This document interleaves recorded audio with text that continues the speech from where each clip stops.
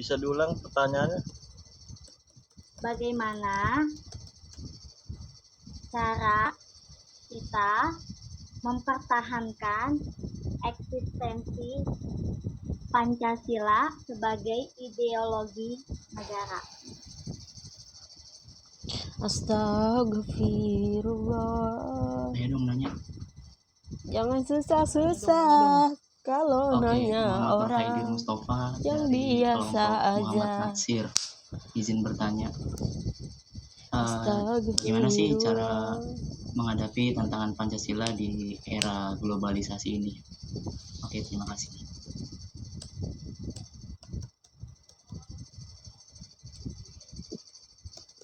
Mau diulang nggak?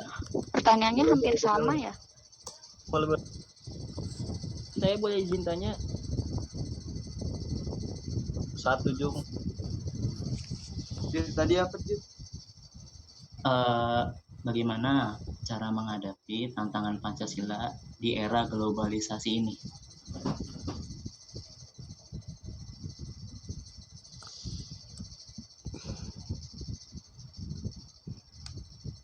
Oke, selanjutnya ada yang mau tanya lagi? Mungkin saya. Jumari, oke. Oke, baik. Apakah Pancasila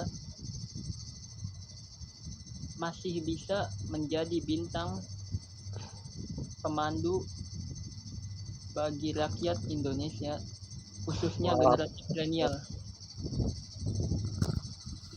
Oh my, astagfirullah. Ya, ada di chat itu ya. Pertanyaannya boleh lewat chat. Ya, lewat chat ya, silakan. Kasihan yang presentasi, nanti dia pusing cari sana sini. Ya Allah, berikanlah jalan pada yang presentasi biar nggak mudeng-mudeng, Berapa penanya tuh? Udah nggak 3 muter-muter. Ya udah jangan banyak-banyak lah. Iya, Pak. Ya, kalau sudah 3 silakan dijawab. Astagfirullah, bantulah kami kalau nanti maju. Jangan beri yang susah-susah pertanyaannya. Bismillah.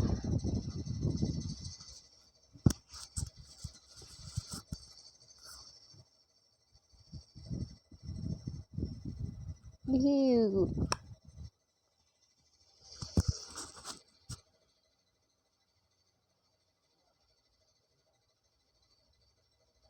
Ya, anggota yang lain ya, aktif ya. Jadi jangan fokus ke satu orang saja. Silakan Mbak Dita, Andi, Sobari, Artina, Lutfia, Iwa Nur, ya. Inisiatif atau jawab pertanyaan yang masuk.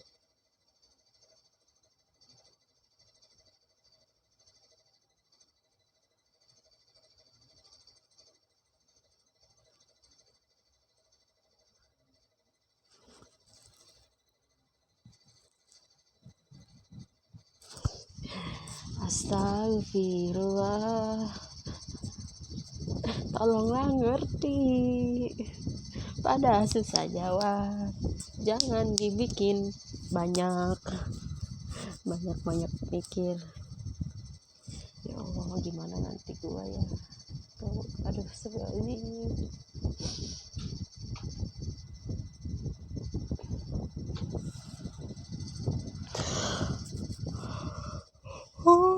Untuk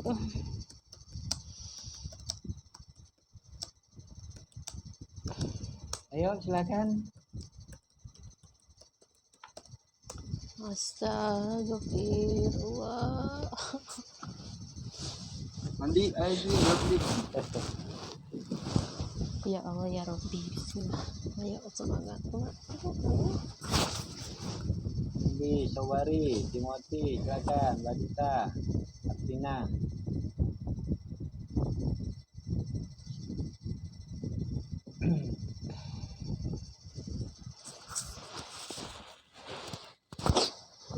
Terus boleh saya jawab? Artinya Mas Muhammad Haidir. ya, yang tentang bagaimana tadi apa tadi soalnya tuh lupa. Tantangan Pancasila di era global. Pertama, Pancasila mengandung 5 isi, yaitu pertama mengandung makna moralitas, yaitu sila pertama Tuhanan Yang Maha Esa, yang dimana mengandung pengertian bahwa Indonesia bukanlah negara yang berdasarkan kekuasaan dan penyelenggaraan negara pada legitimasi regulasi. Pada kepala negara tidak berfungsi bersifat mutlak dengan legitimasi regulasi, melainkan berdasarkan hukum serta demokrasi. Oleh karenanya, asas sila pertama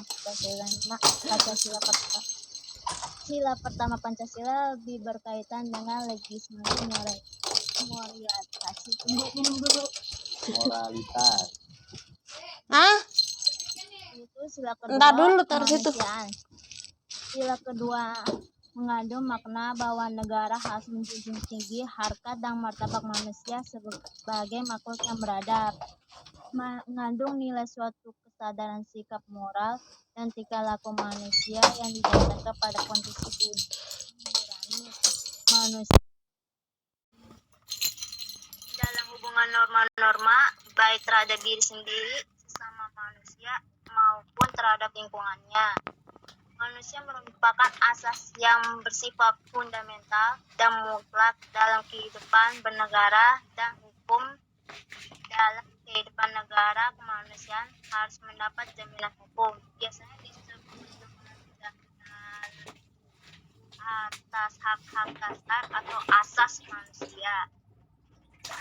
Sila ketiga yaitu keadilan. Dalam pengertian ini bahwa pada hakikatnya manusia harus adil dalam hubungan dengan diri sendiri, sesama manusia, lingkungan, bangsa dan negara. Untuk itu, setiap pelaksanaan dan penyelenggaraan. Satu lagi pertanyaan. Pertanyaannya Mbak Lulu. Begitu saya, Pak. Oh, Artina juga yang mau jawab. Silakan. Mbak Dita mana? Mbak Dita hilang ini.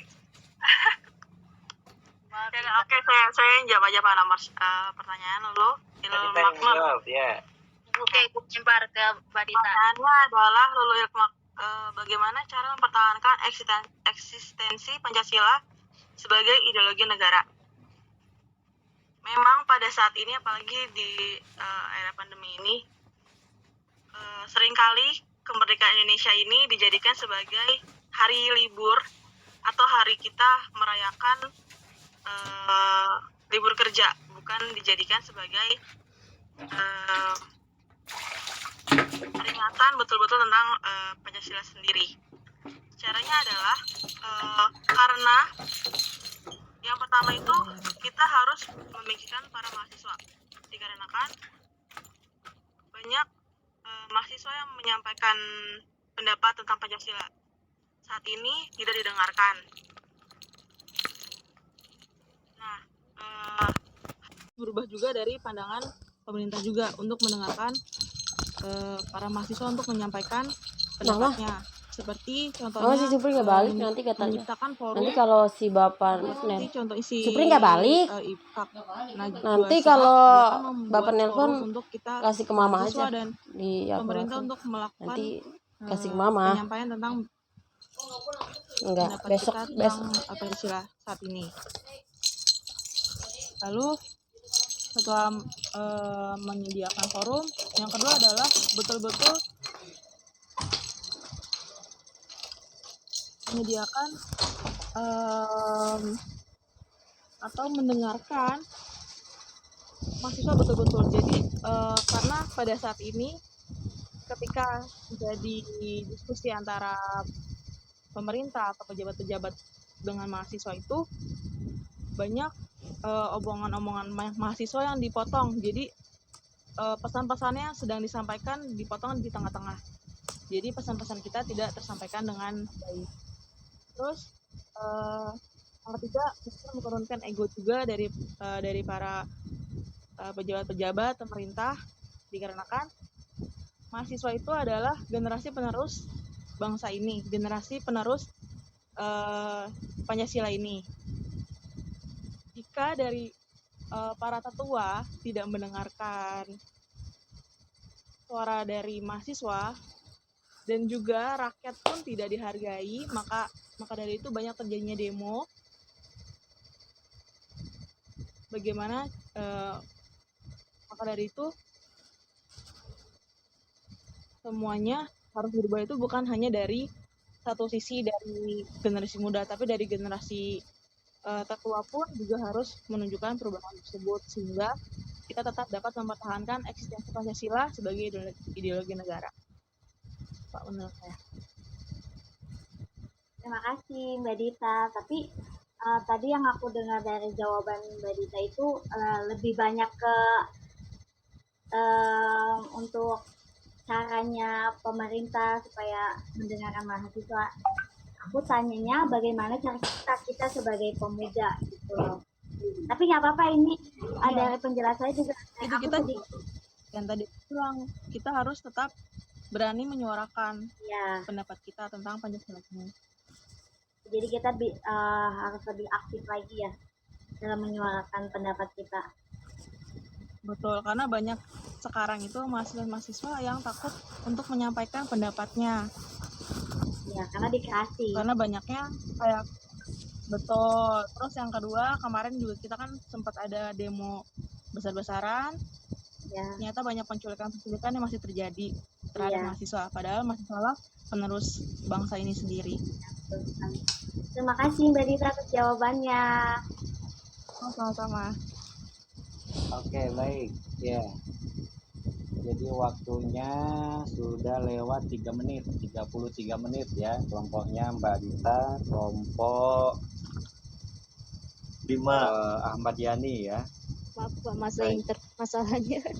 Ya, baik. Jadi terima kasih ya untuk tampil. Berarti ada yang tidak hadir tadi ya, Diwan Nur ya, tidak muncul ya.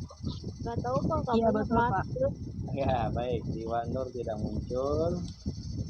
Ya. Ada yang lewat mungkin ya dari pengamatan kelompok Ahmad Yani ini ya. Jadi sebetulnya kemarin-kemarin itu sempat ramai, misalnya ada RUU HIP ya, terkait dengan haluan Pancasila ya. Terus sampai viral, misalnya Ibu Mega ngomong Pancasila itu apa gitu, sampai akhirnya mau dirubah jadi Trisila, bahkan jadi Ekasila, dan sempat gaduh saat itu ya kan, warga protes gitu. Masyarakat protes, kenapa kalau nanti ya Wak, nanti misalnya PDIP mau jadikan Pancasila jadi Trisila dan Ekasila, itu sama halnya kembali ke era Orde Lama dulu ya, eranya Bung Karno ya, ada keinginan untuk itu ya. Nah, mayoritas masyarakat kita menolak, jangan sampai Pancasila itu diperas lagi jadi Trisila, jadi Ekasila. Jadi tadi tidak disinggung gitu, padahal itu ancaman sebetulnya ya. Apalagi Bu Mega itu adalah termasuk ketua Dewan Pengarah BPIP ya. BPIP itu adalah satu badan yang memang harusnya menjaga ya marwah atau kehormatan Pancasila ya. Nah, tapi aneh gitu ya, masyarakat kita ini semuanya cenderung diam gitu. Ya, hati-hati ya kalau ada upaya-upaya untuk merubah Pancasila, itu ternyata bukan dari rakyat tapi dari elit politik ya, lewat undang-undang kah ya, lewat ya peraturan yang dibuat di bawah undang-undang ya. Misalnya adanya badan-badan tertentu yang ternyata tidak sesuai dengan harapan ya kan. Nah, itu kan kritik yang beredar di masyarakat kita ya. Jadi tidak bisa kita menutup mata dari hal-hal seperti itu ya, bahwa ada upaya-upaya dari kelompok-kelompok tertentu yang mau mengganti Pancasila atau minimal mereduksi nilai-nilai yang ada di dalam Pancasila. Itu tadi, Pancasila mau jadi Trisila, dari Trisila menjadi Ekasila. Ya, dan ternyata itu tidak lepas dari konsep ajaran di era Orde Lama, ya, eranya Bung Karno dulu, ya. Nah, kita tahu Bung Karno itu sangat dekat dengan komunis, PKI. Ya, bahkan Bung Karno menjadi pelindungnya, ya. Nah, itu berarti kan ada apa dengan konsep nasakomnya, nasionalisme, agama, dan komunis, ya. Padahal tidak mungkin komunisme itu bersatu dengan nasionalisme dan agama, ya, karena komunisme itu sendiri anti agama dan anti Tuhan. Nah, ini yang harus kawan-kawan jangan lewat, ya. Ya, kalau bicara bagaimana mempertahankan Pancasila, kalau yang ternyata yang mau merubah Pancasila itu adalah dari kalangan elit, ya kita mau apa? Kalau masyarakat diam, ya habislah, ya. Mungkin kita akan kembali ke era Orde Lama dulu, ya, di mana komunisme subur, bahkan komunisme itu bisa masuk di dalam lingkungan pemerintahan, ya, sebagaimana dulu DNID, ya. Ini yang harus diwaspadai oleh kawan-kawan, ya. Jadi siapapun yang anti agama, siapapun yang anti Tuhan, berarti tidak ada tempat di republik ini, ya, karena kita negara yang berketuhanan yang esa, ya. Dan nilai-nilai Pancasila itu sendiri yang tadi sudah diuraikan, gitu, ya. Uraiannya bagus, ya, cuma tidak aktual, kurang aktual lah saya kira, ya, karena ada kasus-kasus yang terakhir-terakhir muncul itu tidak mencuat. Nah, ini buat pengalaman pembanding, ya, untuk kelompok lain. Jadi jangan kita berkutat pada persoalan-persoalan teoritis atau persoalan-persoalan lama, gitu. Sedapat mungkin kasus-kasus aktual itu diangkat. Karena apa? Ya, karena kita mencermati, ya, kehidupan masyarakat kita. Ya, jadi sangat disayangkan, gitu, kalau hal-hal yang aktual itu justru tidak di blow up, gitu, ya. Oke, ya, jadi ini buat compare, ya, buat kelompok yang lain. Dapat mungkin nanti, ya, di dalam paparannya itu, ya, hal-hal yang aktual itu juga harus menjadi bagian dari pembahasan, ya. Ya, karena kalau kita nggak update informasi, habis kita, ya, tinggalan zaman kita. Orang mau sampai mana, orang ngomong apa, kita masih berkutat pada teori-teori lama, gitu, ya. Sementara teori itu seiring dengan perkembangan zaman dia bisa berubah. Oke, ya, baik. Jadi terima kasih sekali lagi buat kelompok Ahmadiyani, ya, sudah tampil kurang lebih 34 menit, ya, sampai 35 menit. Baik, untuk selanjutnya, ya, kelompok, nah saya acak aja nih, ya, kelompok Kartini. Siapa nih kelompok Kartini? Si Lala. Pak, Paman, Ya, silakan. Pak, boleh izin nggak kelompok Teguh Umar lebih dulu? Soalnya ada rekan gitu. yang mau kerja. Boleh, kalau mau tampil dulu nggak apa-apa, dah, silakan. Ini ya Pak, kita Pak, Kartini siapa? Ya, Teguh Umar, Pak. Soalnya ada teman yang mau kerja. ya, jadi ada kondisi tertentu, ya. Teguh Umar, Itu dulu silakan. Silakan, Tadi silakan. Bapak random. Pak, kalau mau kerja mah saya juga mau kerja. Sesuai urutan aja. Iya, sesuai urutan aja ya, Pak. Dia kerja juga sama kita. Ya, kecuali Baik, saya acak lagi, ya. Saya tidak tahu yang kerja atau yang tidak, karena Iya, diacak aja, Pak, biar adil. baik. Ya. mantap Kelompok dekompresi. Tadi kan Bapak udah nyebut nama kita Pak, Kartini. kelompok Kartini, ya. Iya, Kelompok sebelum Kartini, Teguh Umar. kelompok Kartini, silakan. Kelompok Kartini, ya, silakan. Ya, Pak. Oke.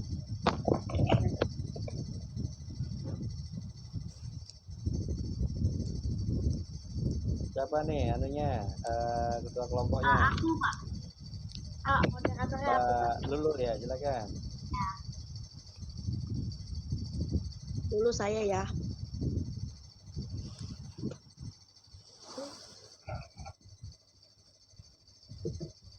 bagaimana penerapan Pancasila? Wah, hampir nyambung nih dengan tadi tuh ya. Cara murni dan konsekuensi. Silakan.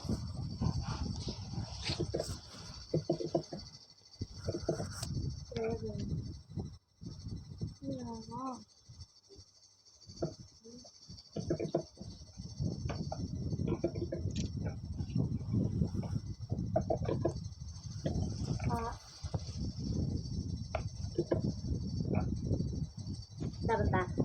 Wait. Kok nggak bisa ya?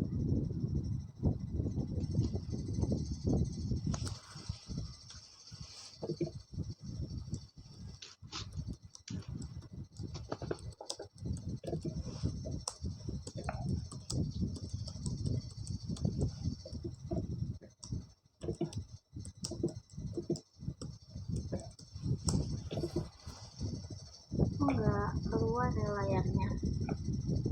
Di luar kok lu muncul.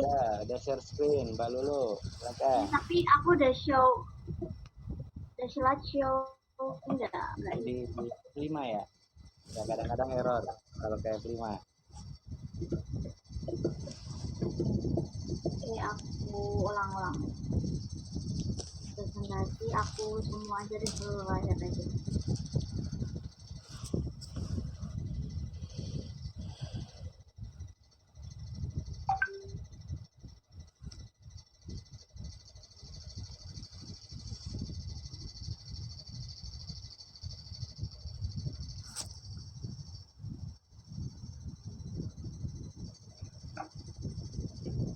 Oh, pantas aja ini ada dua.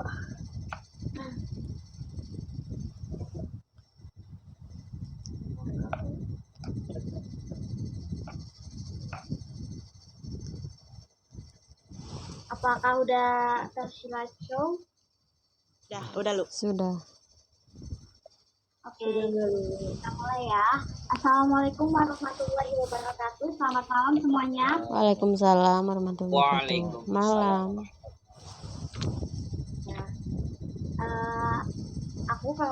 Saya perwakilan dari Kartini Group ingin mempresentasikan hasil diskusi kami yang bertema penerapan Pancasila secara murni dan konsekuen.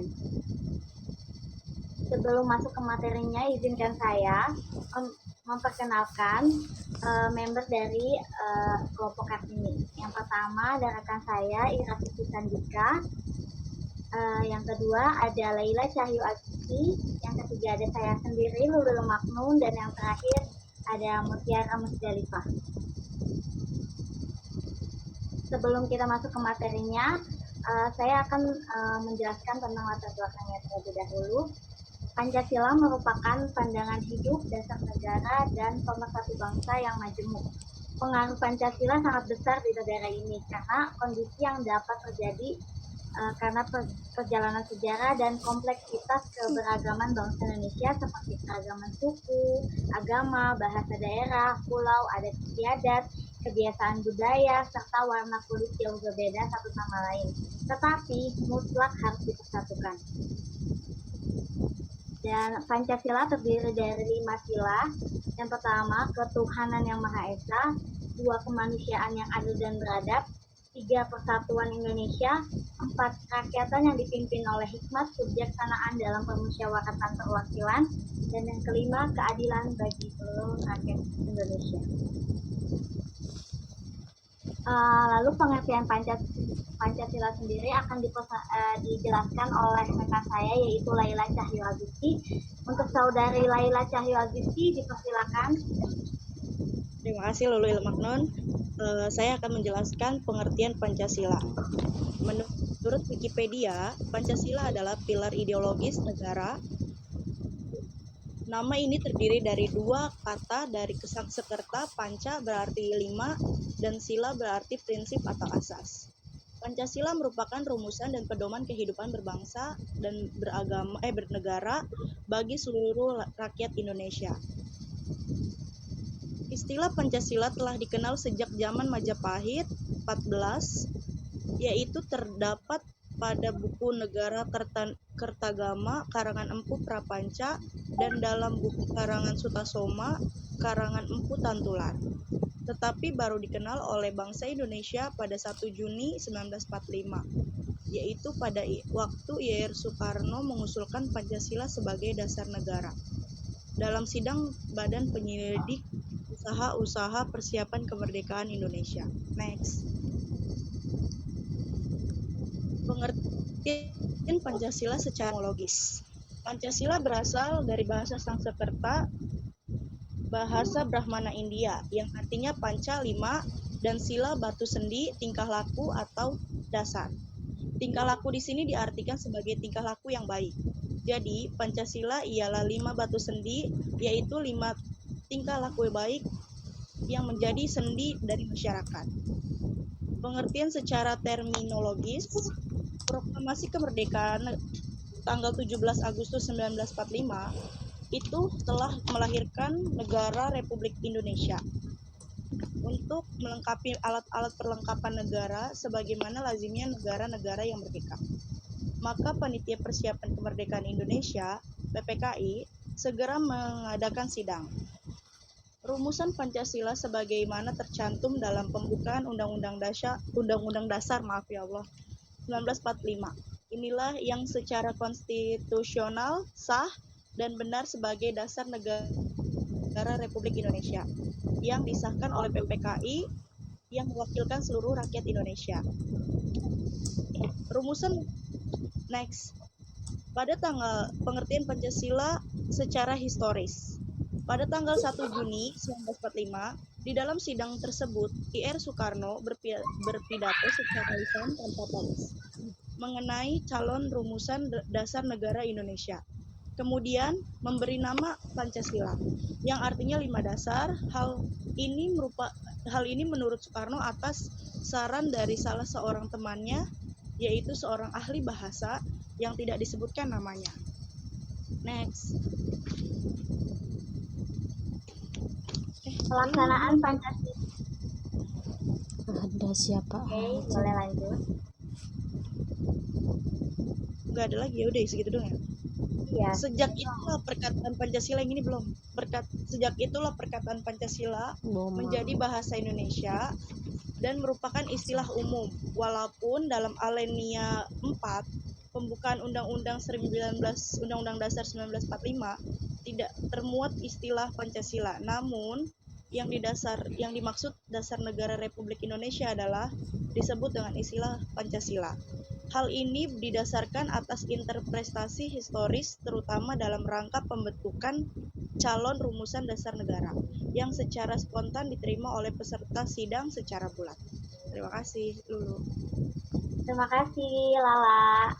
Nah, materi selanjutnya yaitu pelaksanaan Pancasila murni dan konsekuen menurut bidang-bidang pada kehidupan. Yang pertama, ada bidang politik yang akan dijelaskan oleh Saudari Mutiara. Boleh Saudari Mutiara? Oke, Lu, terima kasih.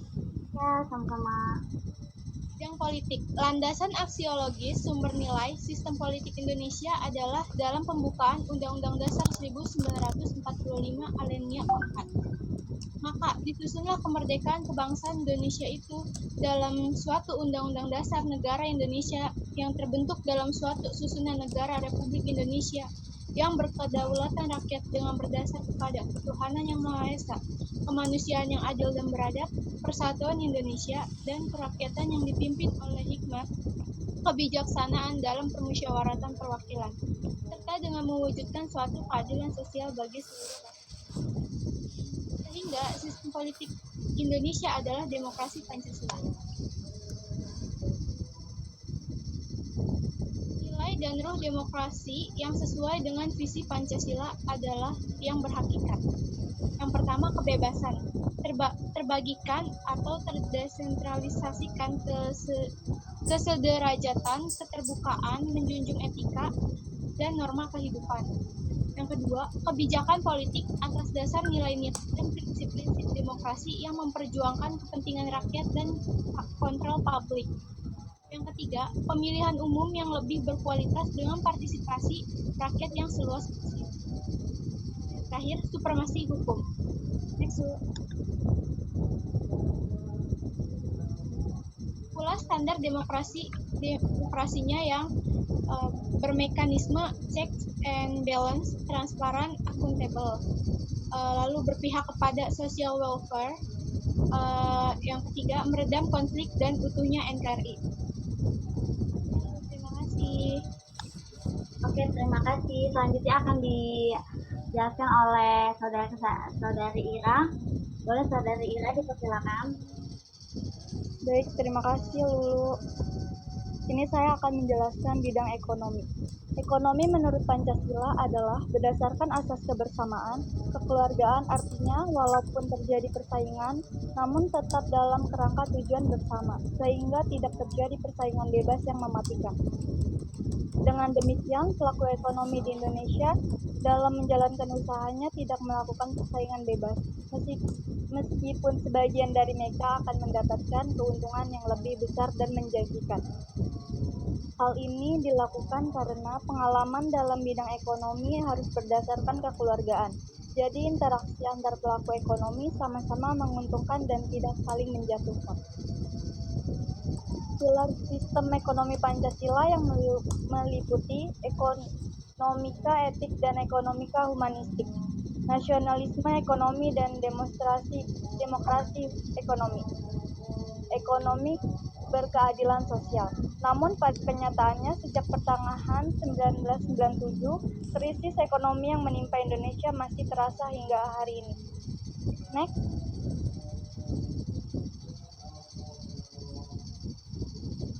Yang selanjutnya ada bidang sosial budaya.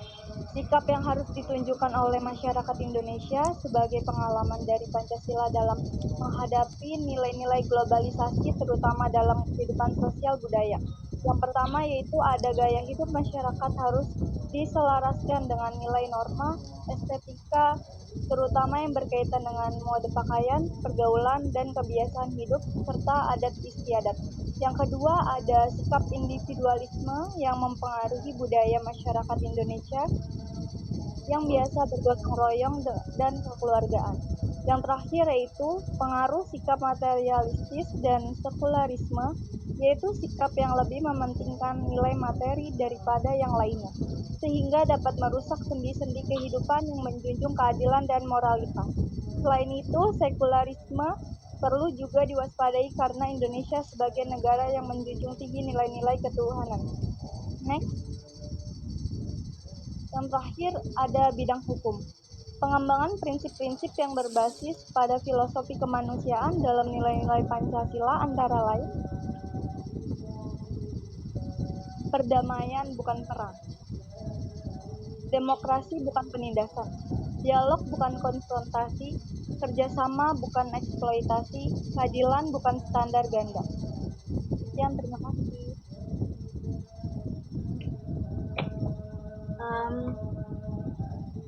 Peranan Pancasila sebagai margin of appreciation di bidang hukum akan mewarnai segala subsistem di bidang hukum, baik substansi hukum yang bernuansa lawmaking process, struktur hukum yang banyak bersentuhan dengan law enforcement, maupun budaya hukum yang berkaitan dengan law awareness. Pada saat dimantapkan dalam pembukaan Undang-Undang 1945, pada saat 4 kali proses amandemen, pada saat merumuskan HAM dalam hukum positif Indonesia, pada saat proses internal di mana the founding fathers menentukan urutan Pancasila. Beberapa arah kebijakan negara yang tertuang dalam GBHN dan yang harus segera direalisasikan, khususnya dalam bidang hukum antara lain: 1. Menata sistem hukum nasional yang menyeluruh dan terpadu dengan mengaku dan menghormati hukum agama dan hukum adat, serta memperbarui undang-undang warisan kolonial dan hukum nasional yang diskriminatif, termasuk ketidakadilan gender dan ketidaksesuaian dengan tuntutan reformasi melalui program legislasi. Yang kedua, meningkatkan integritas moral dan keprofesionalan para penegak hukum, termasuk kepolisian RI, untuk menumbuhkan kepercayaan masyarakat dengan meningkatkan kesejahteraan, dukungan sarana dan prasarana hukum, pendidikan, serta pengawasan yang efektif. Ketiga, mewujudkan lembaga peradilan yang mandiri dan bebas dari pengaruh penguasa dan pihak manapun. Dan yang terakhir, mengembangkan budaya hukum di semua lapisan masyarakat untuk terciptanya kesadaran dan kepatuhan hukum dalam kerangka supremasi hukum dan tegaknya negara hukum. Oke, sampai situ saja presentasi kami. Kesimpulannya belum, Bu. Apakah ada pertanyaan terakhir, Lala?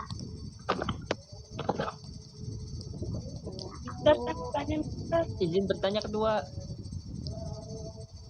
Mister, saya mau tanya, mau tanya dulu. Ya, yang baik ya Indri. Boleh ya Indri, silakan. Assalamualaikum warahmatullahi wabarakatuh. Indri nggak baik lu gimana sih?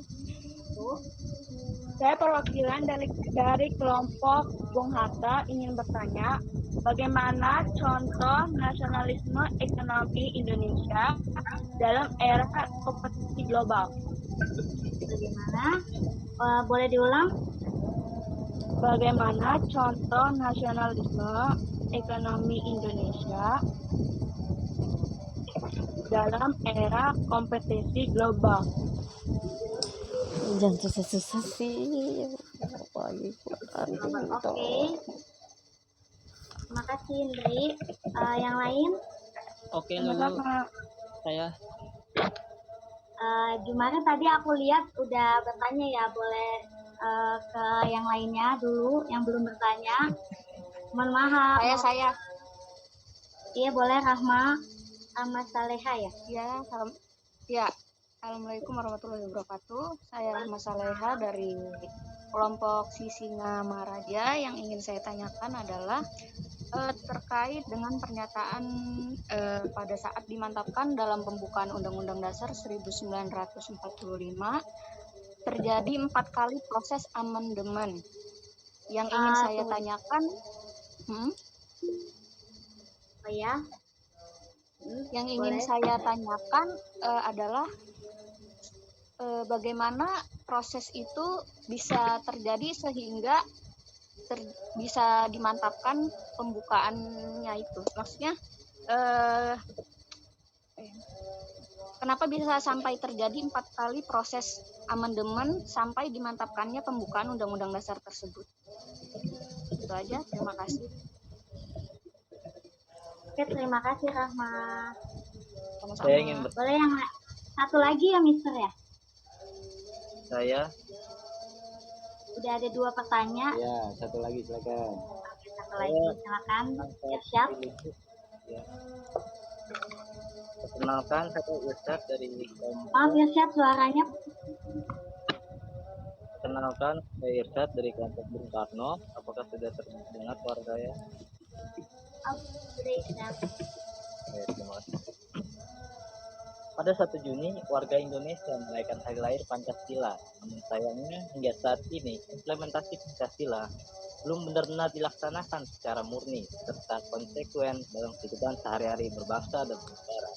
Menurut saya, Pancasila ini masih berupa slogan dan wacana yang belum menjadi dasar bernegara secara benar. Pertanyaan saya, mohon berikan gambaran dari sila pertama sampai sila kelima. Apa yang sudah terlaksana sila pertama dari sila dan sampai sila kelima, dan berikan gambaran pada kasus pada tahun ini. Terima kasih. Chat boleh ditulis di chat untuk pertanyaannya. Insya Allah banyak banget ya.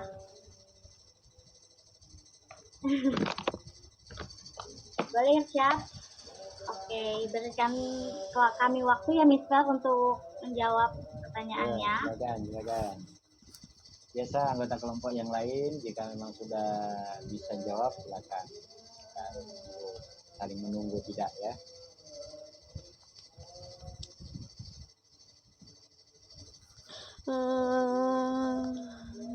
Sedih aku. Ya Allah, mau bobo aja sih.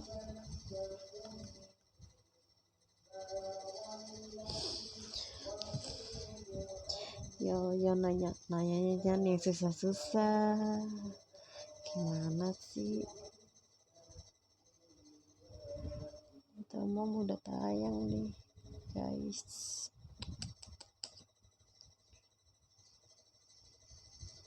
Saya ingin menjawab pertanyaan dari Rahma ya.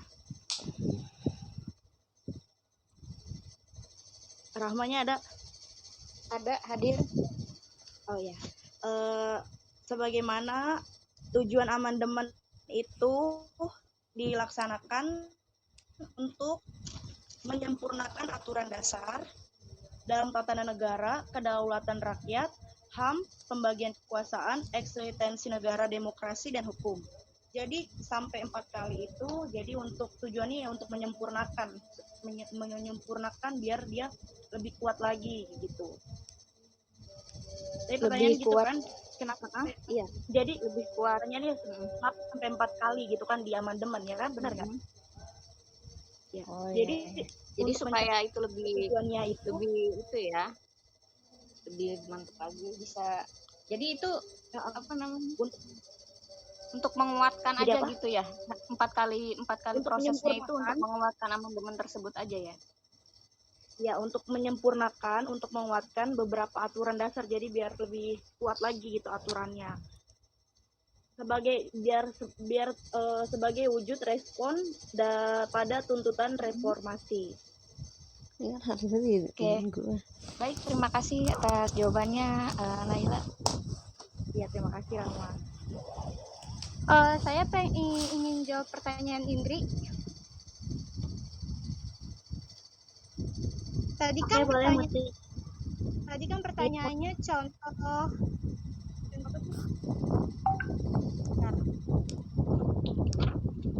Bagaimana contoh nasionalisme ekonomi Indonesia dalam era kompetisi global?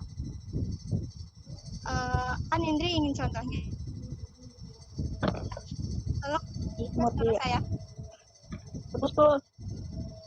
Putus ya? Ya, sudah Muti, boleh dilanjutkan. Dengan mulai diberlakukan. Sudah tidak Muti? Sudah dilanjutkan. Oke, saya lanjutkan.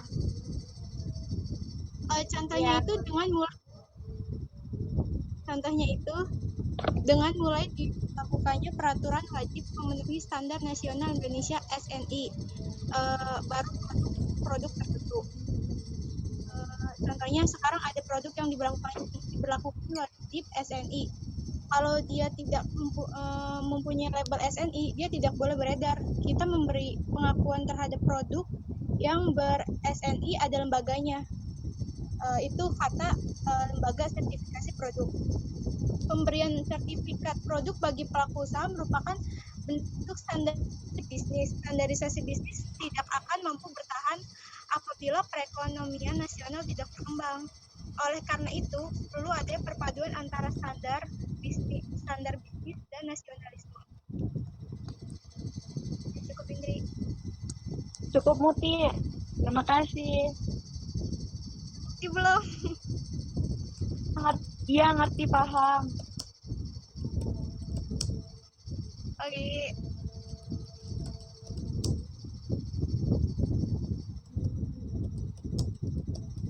Oke, untuk pertanyaan dari Syad, tunggu sebentar ya Syad.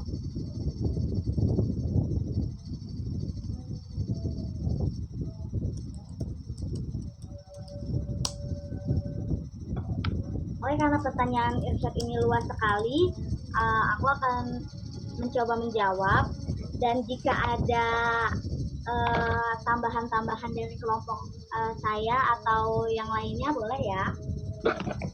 Oke, yang pertama, sila pertama adalah ketuhanan yang Maha Esa. Contoh yang sudah terlaksana adalah alhamdulillah ya, kita sudah di lingkungan saya sendiri atau mungkin yang lainnya sudah bisa saling menghormati antar manusia beragama. Dan yang kedua, sila kedua adalah tidak membeda-bedakan manusia berdasarkan suku, agama, warna kulit, tingkat ekonomi maupun tingkat pendidikan. Walaupun masih banyak nih yang masih melihat ras, suku dan lainnya, tapi alhamdulillah di lingkungan kita ini banyak juga yang tidak membeda-bedakan antara ras, suku dan agama. Dan yang sila ketiga, cinta tanah air dan bangsa dengan membeli produk dalam negeri. Nah, ini teman-teman pada support produk dalam negeri nggak nih? Kalau saya sendiri sih iya. Seperti yang kemarin, produk fashion kita sudah terpampang di billboardnya New York ya, yaitu Erigo Store. Itu dia produk nasional, produk dalam negeri kita. Kita harusnya cukup bangga untuk itu, dan kita harusnya support brand-brand dari negara kita sendiri. Dan yang sila keempat, mengedepankan musyawarah, diskusi, atau bertukar pendapat untuk mencapai mufakat atau kesepakatan dalam menyelesaikan masalah. Nih, seperti kita sekarang ini, kita sekarang sedang berdiskusi, menuaikan pendapat kita, itu adalah contoh terlaksananya sila keempat. Sila kelima, berbuat adil pada siapapun tanpa pilih kasih, menghargai hasil karya orang lain.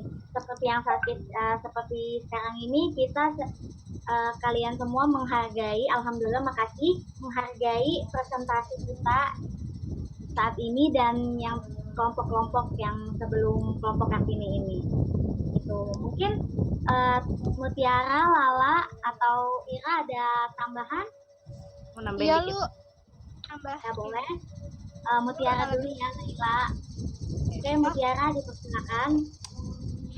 Tadi mau nambahin yang sila kedua itu kemanusiaan yang adil dan beradab. Kita juga di dalam kehidupan sehari-hari kita juga harus menghormati orang tua ya, nggak usah jauh-jauh. Terus juga kita harus sayangin saudara kita sendiri, terus berbuat baik juga ya kepada orang lain. Terus juga kita sebagai masyarakat nggak boleh main hakim sendiri. Atau ngerasa paling benar gitu. Jadi misalkan ada contoh kayak ada maling gitu, dia maling apa. Nah, kita sebagai masyarakat, kita tahu dia itu salah karena dia ngambil hak seseorang. Cuman kita sendiri tuh nggak boleh main hak sendiri, karena bila perlu serahin ke yang berwajib. Nah, itu tugas yang berwajib gitu. Tugas kita sebagai masyarakat itu cuman jangan main hakim sendiri lah intinya, karena gimana ya, itu kasihan juga sih, walaupun dia ngambil hak orang ya, tapi dia juga manusia gitu sama kayak kita. Ya Lu, terima kasih, itu aja. Manusia ya, seperti itu yang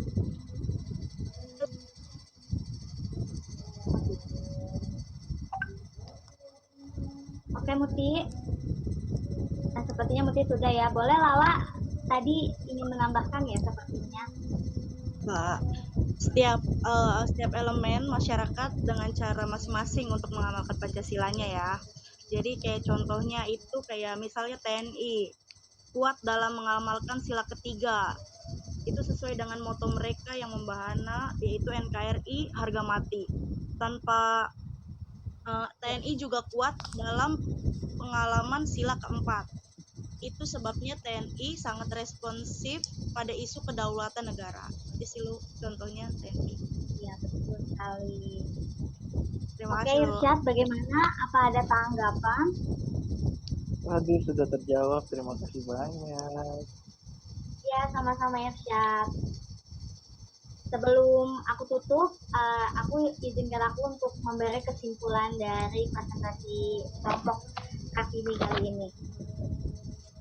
Pelaksanaan Pancasila dan Undang-Undang Dasar 1945 secara murni dan konsekuen artinya adalah praktik sikap dan perilaku manusia yang sesuai dengan nilai-nilai moral Pancasila dan Undang-Undang Dasar 1945 dalam kehidupan sehari-hari, baik pada lingkungan keluarga, masyarakat, bangsa, dan negara, dan dilakukan secara terus-menerus. Nah, seperti yang tadi kita jelaskan bersama, itu adalah contoh-contoh sikap kita sehari-hari dalam mengamalkan ideologi Pancasila. Terima kasih atas perhatiannya teman-teman dan Mister. Terima kasih ya Mister atas kesempatannya untuk kelompok Kartini mempresentasikan tema ini. Kurang lebihnya mohon maaf. Wassalamualaikum warahmatullahi wabarakatuh. Assalamualaikum warahmatullahi wabarakatuh. Waalaikumsalam warahmatullahi wabarakatuh. Ya, terima kasih ya untuk kelompok Kartini, Lulu dan kawan-kawan ya. Jadi begini, Pak JK, Anda kenal Pak JK? Kenal Pak. Kenal Pak. Siapa? Pak Wapres ya. Ya. Jadi beliau itu pernah bicara. Jadi pelaksanaan Pancasila itu lebih sering tergantung siapa yang berkuasa. Ini Wapres sendiri yang ngomong loh ya. Jadi pelaksanaan Pancasila lebih tergantung siapa yang berkuasa. Ya faktanya memang begitu. Di era Orde Lama Bung Karno dia mencampur aduk Pancasila dengan nasionalisme dan komunis, konsep Nasakop ya. Di era Pak Harto Pancasila itu dijadikan asas tunggal. Di setiap organisasi, ormas atau apapun yang tidak menjadikan Pancasila sebagai asas tunggal bubar. Di era Pak Harto ya, termasuk tegas kepada komunis ya, PKI. Dan di era reformasi ini melempem lagi. Itu tadi yang saya bilang. Jadi justru di elit politik itulah yang merubah Pancasila jadi Trisila dan Ekasila. Itu tadi sudah tangan. Ya. Jadi kalau dikatakan murni dan konsekuen, ini belum pernah terjadi. Ya, kalau kita mau jujur ya. Nah, Ya. Jadi apakah pernah pelaksanaan Pancasila di Indonesia secara murni dan konsekuen? Ya, tidak pernah. Ya, karena tergantung siapa pemimpinnya, pijakannya, ya kan? Nah, di era Jokowi sekarang ini agak kendor terhadap PKI. Buktinya apa? Nah, anak PKI masuk parlemen. Aku bangga jadi anak PKI, ya.